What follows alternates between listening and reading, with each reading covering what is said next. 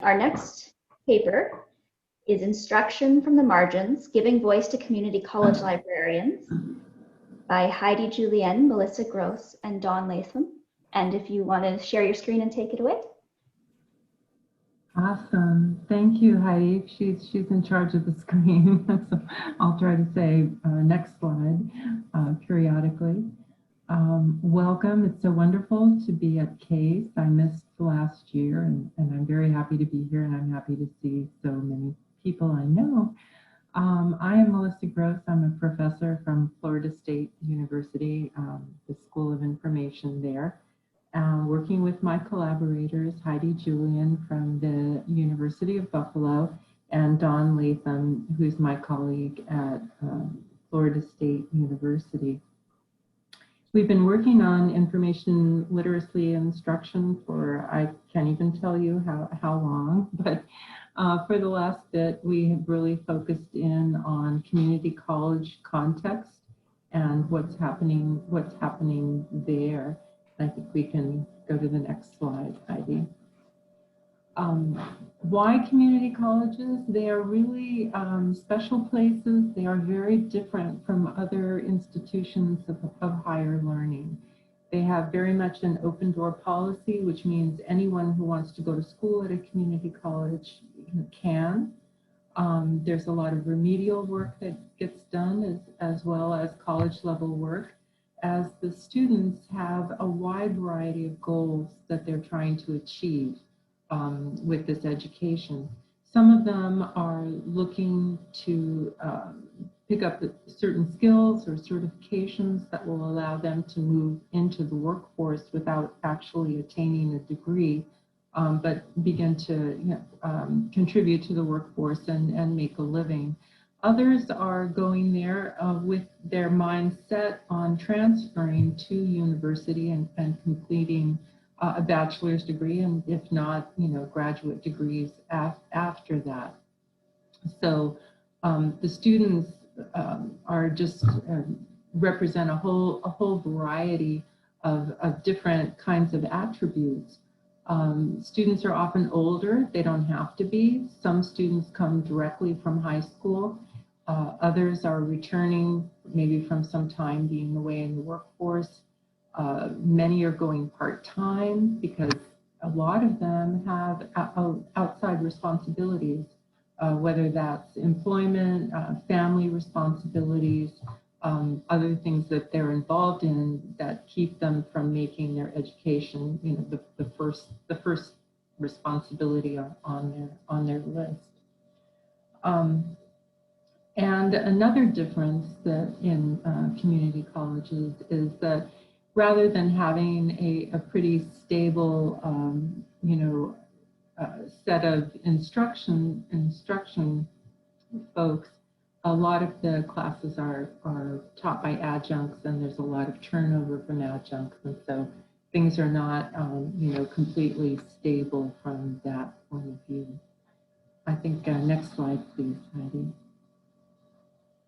So we're, of course, interested in the information literacy instruction context. And it's kind of an interesting time to be, looking at this because we are all in this transition. We've heard about it from previous speakers, where we're moving away from a skills-based approach to information literacy and a skills-based definition of what information literacy is, and moving toward the ACRL framework for information literacy, which is much more interested in threshold concepts, more abstract ideas as ways of understanding what information literacy is and what students should know to be information literate.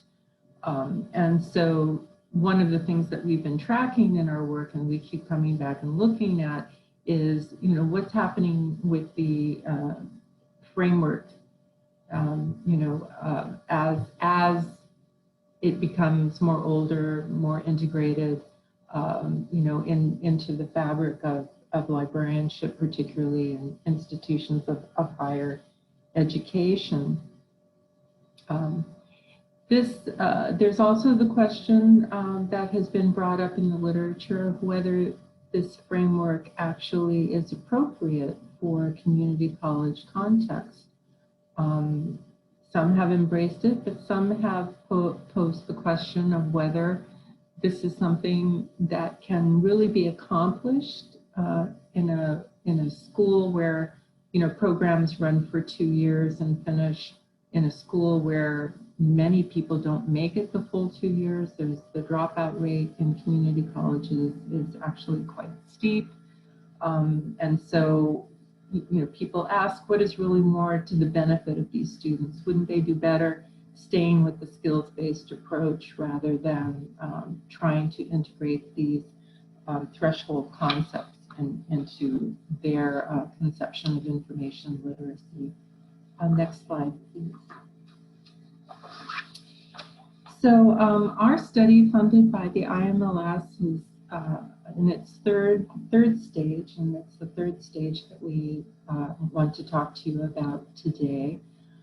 In the first stage, we did a survey of community college librarians wanting to explore their information literacy instruction practices, and also to get some preliminary data about their perceptions of their students' information literacy needs. In the second phase, we did interviews with community college students, asking them about their perceptions of their information literacy needs, what their strengths and weaknesses were, you know, how they saw these things going forward, and that kind of thing. I think we got about halfway into that and COVID hit, and so that limited the number of interviews that we were actually able to do. We were sorry about that. So in phase 3, we were still in COVID. We decided that we were going to talk to librarians, and but though, you know, it was also under the cloud of the pandemic. But we were able to do those interviews, and the guiding research question we were trying to address was what's happening with community college librarians and in terms of their experiences with trying to implement the framework in, you know, at their colleges, and also to get a closer, more in-depth look at what their perceptions of their students' information literacy needs look like. So we got some in the survey. Surveys tend to be a little superficial, so we wanted to dig a little deeper. So these were online, semi-structured interviews. The range of time they took was quite broad. You see from a low of 15 minutes to as long as 74 minutes. We interviewed 30 librarians who had instructional responsibilities.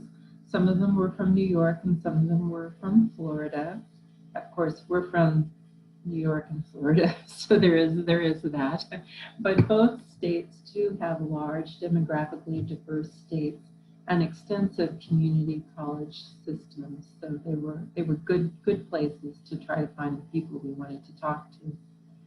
The ethics approval was done through Florida State University because the PIs on the grant were at Florida State. But it was agreed upon between the two colleges, Florida State, or two universities, Florida State and University of Buffalo, that Florida State's permissions would be sort of an umbrella that would envelop the University of Buffalo as well. So everyone was in fact covered, and everyone had proper, permissions, let's say, to do this work. We recruited all of our participants through email. We were looking for librarians who do instruction in community colleges, again, in these two states. The interviews were transcribed and then analyzed qualitatively for looking for participants' instructional practices and experiences, particularly with the framework, and of course also for what they had to say about the students they're working with.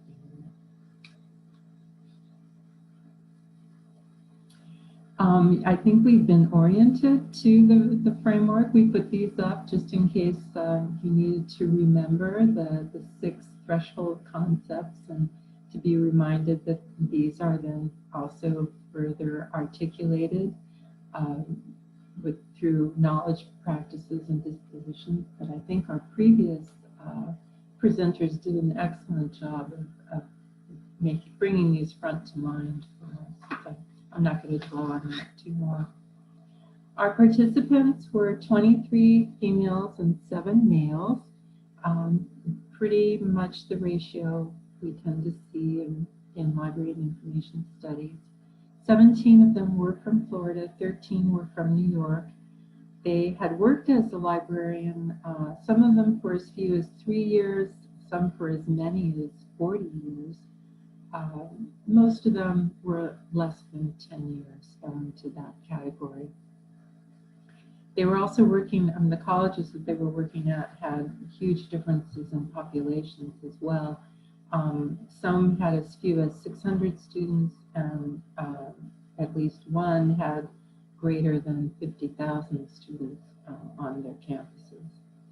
And this is just a heads up that we are going to be sharing quotes with you, and the quotes use pseudonyms, so don't think we're using people's actual names when we get down to that, because of course we are not. The findings we're sharing today are preliminary. We haven't finalized our analysis of this data, but there were always some things that rise to the top that we feel like we know and that we can begin to share. When we asked librarians about student strengths, these are the kinds of things that they said, that students are aware of misinformation, that it's out there, that it exists. They had pretty good technology skills, kind of a general statement, good at formulating research questions. They were both curious and motivated, which I think are 2 wonderful words to see on the slide. You can go a long way with curiosity and motivation, in my opinion. They were flexible in their information searching, and they were very confident about what they were doing, which we know has an upside and a downside, but we're going to feel happy about it here. They also pointed out some weaknesses that they saw among the students. Basic literacy and writing skills floats to the top, and I have to say the students themselves also came to this conclusion that just basic reading and writing was something that they needed work on, and they knew they needed work on. Critical thinking skills came up, better facility in searching databases. I said before that generally they were good with technology, but again, it's a very heterogeneous population that we're dealing with, and so there were students that had very real technology challenges, and we know we can't make a blanket statement about students, but some of these were older students, and some of them were maybe students in rural areas, less access to broadband, less experience with computers than maybe we typically think young people have. I don't know about New York, but in Florida, you don't have to go too far before you're out in a rural area, and things change very, very quickly. Also, the students had a lack of awareness of their information literacy limitations, and that, of course, is problematic as well. So what were the most important things, for student success? We ended up with this huge array of ideas, and it was interesting because many of them you can see on the screen, they really mimic the terminology that we associate so closely with the framework. So it was kind of fun that those are popping up, in the mouths of these librarians. But a lot of them also are not a surprise. Evaluation skills, for instance, being able to evaluate information. That's something we've heard about for years that students need, and something that librarians have been very, very concerned about. Knowing where to look for information, learning how to learn, knowing the value of the library and its resources, information ethics, and knowing how to do those pesky citations, always a problem. Searching flexibility, understanding genre, being able to collaborate. I'm just kind of poking at some that might seem a little more exotic to you, because I think a lot of them are pretty much what we've been running for students, all along. Yeah. So now I get to turn it over to Heidi. Thank you all very much for your attention.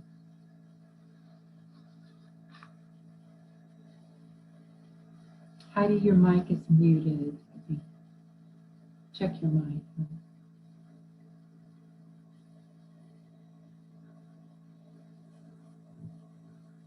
Your mic is off.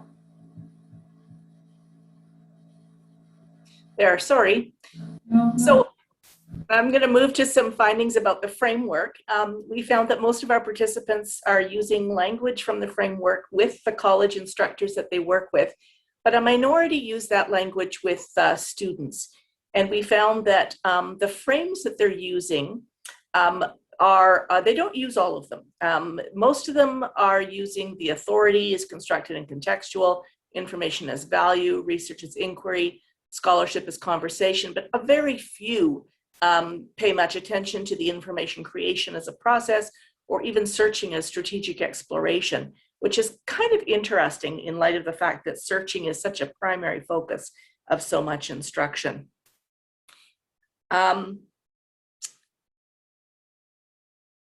Now, sorry, this is not advancing.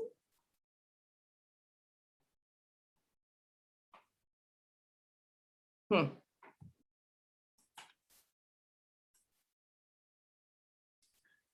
we go. When asked about the support they're receiving for the framework, a minority mentioned support from their library administrators or management. Only one mentioned support from their librarian colleagues, and one noted support from faculty. And this was Jasmine, who said, there are some that will be very open to it and say, oh, that's wonderful. I'll share it with them. They're like, that's a wonderful thing you're doing. But there's also resistance to the framework, and some of it comes from librarians themselves. As Audrey says, it took 3 of us, and my colleagues I think we are really smart people. It took 3 of us quite a bit to really work through each of the frames to create our learning outcomes, because we had to decipher and figure out what things meant and how they could be applied to a community college environment. And Lily said, I have colleagues who do not have a lot of confidence in themselves as teachers, sure, and therefore they don't feel comfortable doing new things.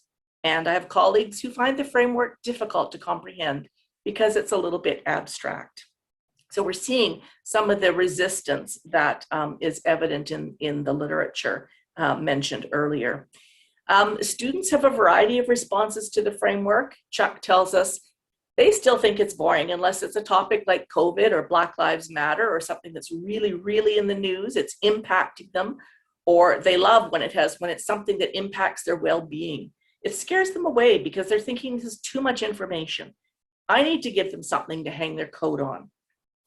And Eleanor speaks of her honors scholar students that are super interested in the idea of information, having value and the information in creation as a process, and talking to them about things like open access and how it affects scholarship and how it affects, beyond just the affordability aspects, how it slows down scientific progress. So a real range of response from the student side. And faculty resistance as well, as Jasmine tells us. There are other professors who say, I'm pressed for time. I don't have time to incorporate all this. This is not a library instruction class, just teach the assignment, show them how to find articles and then you're done. So getting the faculty on board with incorporating the framework is the biggest challenge. I've gotten a variety of responses, some good, some bad, and persuading them that a librarian is an instructor as qualified to teach their students as well as them is a challenge in itself. We asked them about the resources that they've used to implement the framework, and most of them had actually not used very many resources. So a minority, in fact, used all of these things.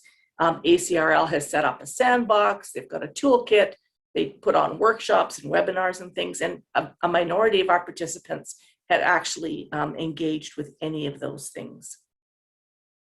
We also asked them about their best examples of implementation, and Chuck told us that I will demonstrate, I'll go to Google Scholar, find one of my papers, and I'll say, look at how many people cited my paper. I don't know them. I don't know who these people are. I've never met them. But the fact that I was able to contribute to the profession, contribute to the discipline, and the idea of once you get into the world of work, you're going to refer back to the academy, to the research that's going on. I want them to understand the purpose of the university, obviously the library's role in supporting the university and beyond, and to understand that research is ongoing and the kinds of questions that they should be asking. So from Chuck's point of view, this was a good example of being able to implement the framework in a way that makes sense to students. Some participants told us quite clearly that they've not implemented the framework. Some are simply comfortable with their existing teaching materials, and some are not comfortable with the framework itself. So Maureen says, I think that the language, I'm going to say it's highfalutin. The framework, as I've seen it, makes it harder than maybe it needs to be. And Matthew says, the leader of the library here is relatively older, and so change comes kind of slowly. If you brought up the framework around here, people would be confused. We asked about the value of the framework, and several of our participants mentioned that it helps them to design and deliver their instruction. So Kim says, helps me to think about information literacy in a bit of a different way. And I think it's given me some ideas and vocabulary I can use with students to better articulate what information literacy is. And Alfred said, it helps to organize my thinking and my teaching. Chuck notes that it's easy to use for developing rubrics. It's a fantastic tool to teach students how to think critically about the research process. And Kathy says, I saw the connections that the framework was making with what I started to see and understand is what actual beliefs and in education and what learning was. It helped me create my course outcomes, my instructional outcomes. I mean, the robustness of the frames as a concept gives us as librarians room to breathe and grow in our profession, and room to kind of look at colleagues who are not librarians and say, we're valid academics. We do all this work. We're thinkers. We're educators beyond even what you know. And I think the frames give us language for that. They create a world for us in which we can explore and develop as educators and as professionals. And Audrey says, I feel like the students are making connections that they did not before. Some also noted that they use the framework to advocate for librarianship. So Chuck says, I always pass it on to faculty to let them know that they can use it, that if you're going to incorporate information literacy in your course, well, this is a fantastic tool to make sure you're doing it right. I love it. I'm using the framework to write my book. I talk about it in every publication that involves library science or education. I use it as a way to promote the profession. When asked about the future of the framework, most participants told us that they do not anticipate that the framework will completely replace the former skills-based standards, that they see value in a blend. As Alfred says, I'd like to see maybe a hybrid, placing some of the skills back under there, maybe within some of the frames. And Audrey says, I think that we need to weave in the practical with the theoretical. Students will still need to understand how a database works. They still need to be able to identify keywords for their topic, think of synonyms. The framework helps that process because now students know the why, or we can get at the why. And Kayla says they need to have those hands-on skills to put those conceptual notions to work. So what are the implications of this work? Well, we think that there are many. First of all, in educating pre-service librarians for the instructional role, making it very clear that the instruction work and practice varies by context, and the implications of the framework vary also according to context. So pre-service librarians need not only to understand the framework, but also to understand that it can get implemented differently in different contexts. We also see the possibility of advocacy for community colleges in the higher education context for policy setting. And we believe that additional support is needed for community college librarians who are challenged with implementing the framework. As you can see from our findings, that implementation is a little bit uneven.